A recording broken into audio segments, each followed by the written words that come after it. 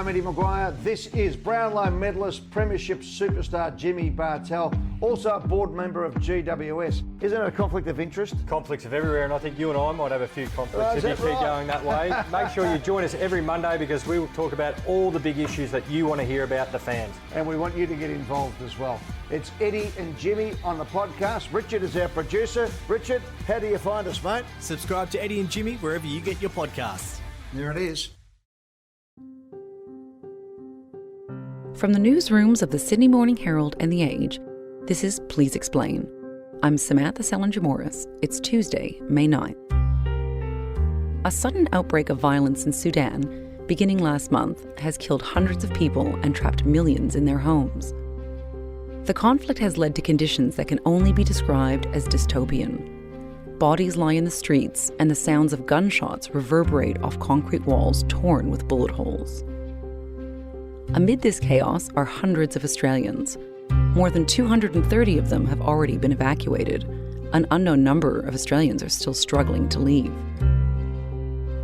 Today, Bianca Hall, senior writer with The Age, on the conflict in Sudan and the Australians stranded there.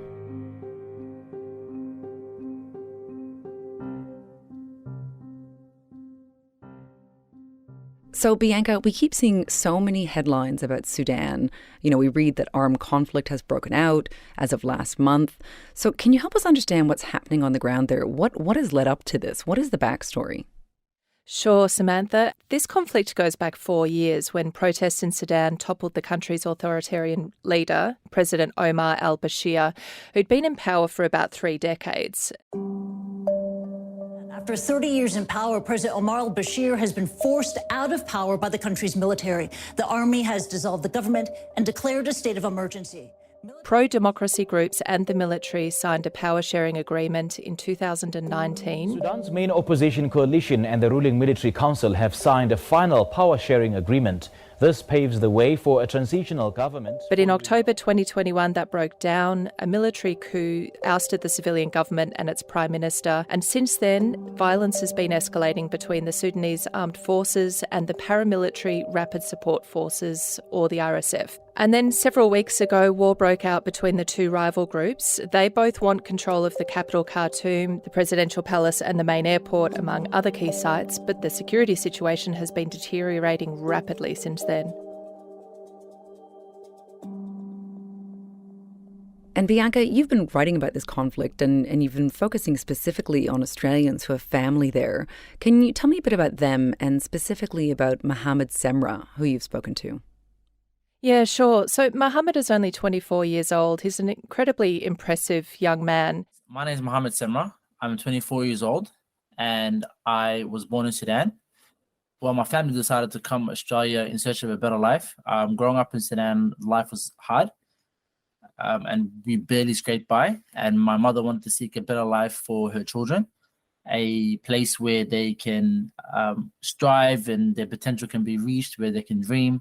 All of those things. So she traveled across the world by herself with 6 of her children in search for a better life. He has 2 brothers who are both Australian citizens, and they're both in Sudan with Mohammed's sister-in-law, who is 9 months pregnant.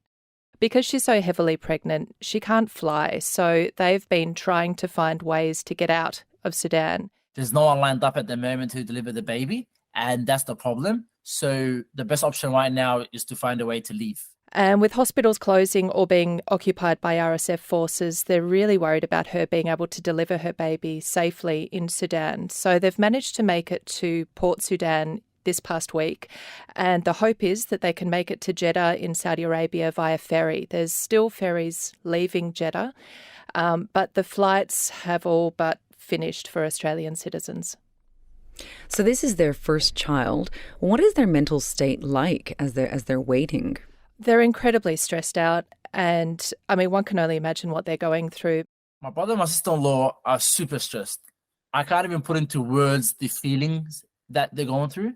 And I myself have struggled to sleep the past 2 weeks, so I can only imagine the emotions that are going through their minds, the concern, the fear, maybe a little bit of guilt.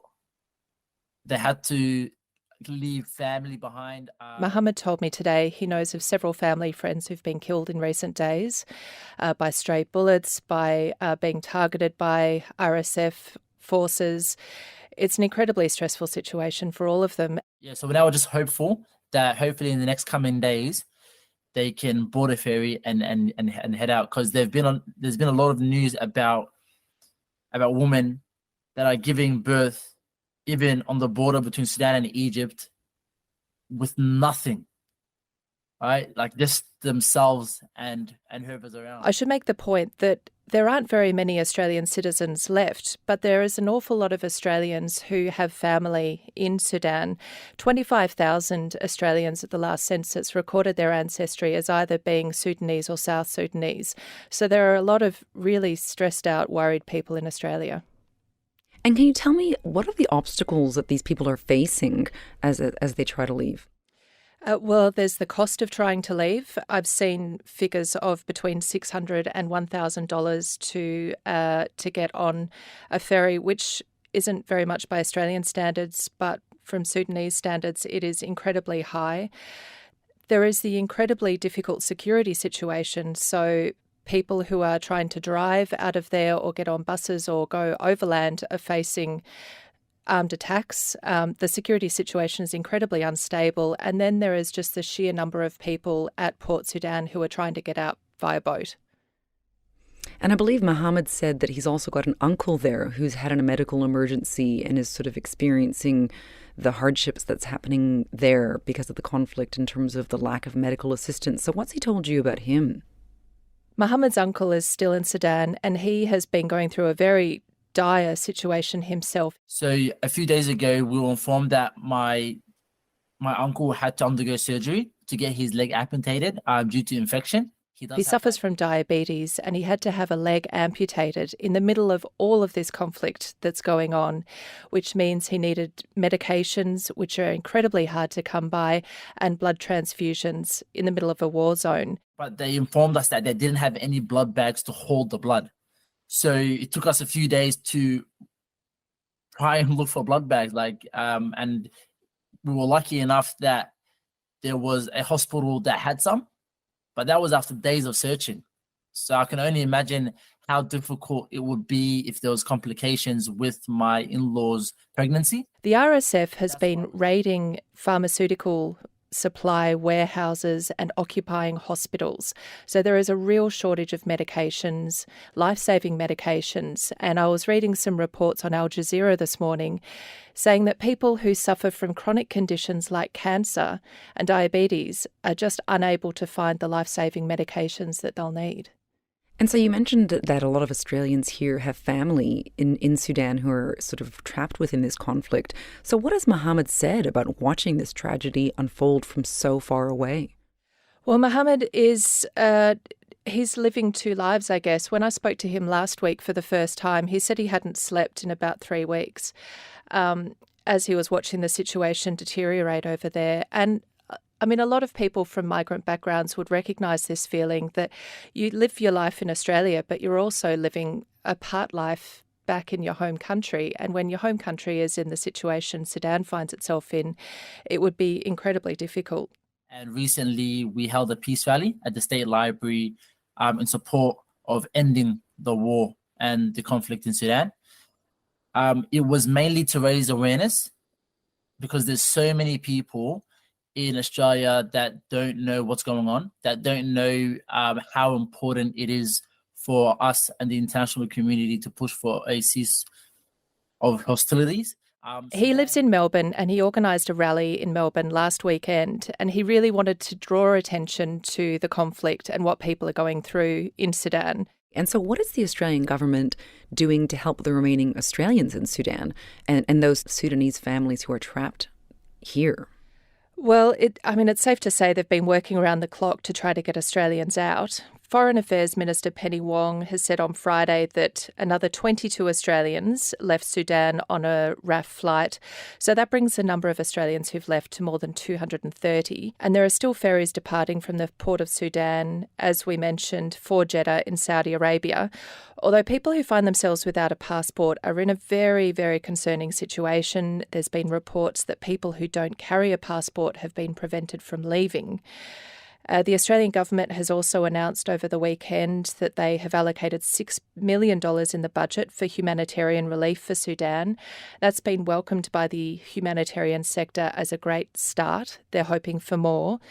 That's $1 million for the International Committee of the Red Cross and another $5 million for other international partners that are delivering relief in the region. Okay, and how are the Sudanese people coping amidst all of this violence? Despite multiple international attempts to broker a truce, the warring parties appear to be ignoring ceasefires. And a UN envoy to the region last week warned that the humanitarian situation was reaching breaking point. And this, of course, follows years of civil war in Sudan. So can you tell us about sort of the mood in the country right now?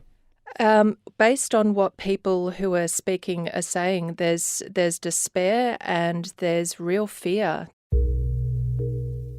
The Sudanese community here knows full well and remembers vividly the atrocities and genocide that was committed in Darfur just a decade ago. Sudan is at the point of falling into being a failed state, you'd have to say. There are talks that have been happening. They kicked off in Saudi Arabia on Sunday. There's envoys from the two warring factions that have been meeting. There are hopes that the talks, which have been brokered by the Saudis and the United States, will have some success, but no one really knows. We know what war looks like and we know how ugly it can get, and before it reaches that situation, we push Australia to continue to work with the international community, provide humanitarian support, humanitarian assistance, provide. I think Australians who are watching this unfold and wondering what on earth they could do could look at places like Plan International and the UN Refugee Agency and other organisations which are searching for donations and trying to do what they can to help Sudanese people both within the country and in neighbouring countries. Bianca, thank you so much for returning to Please Explain. Thanks, Samantha. Good to be with you.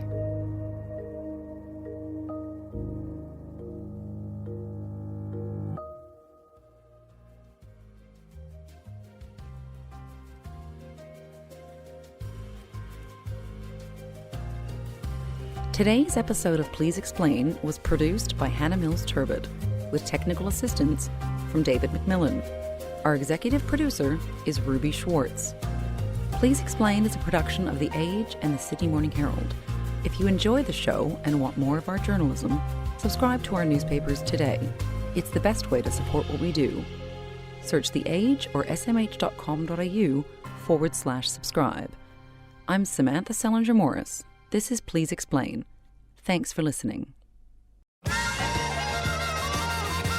G'day, Ross here. Excited to tell you about my new project entitled, modestly, Ross Recommends. We've never had more options on what we can do, and it's hard to know what's really worth your while. Every couple of weeks, I'll be joined by experts and friends to talk about what we've been loving, any aspect of life. Think of it as part review show, part book club, plenty of learning and laughs along the way. Subscribe and follow now to stay up to date with Ross Recommends, wherever you get your podcasts.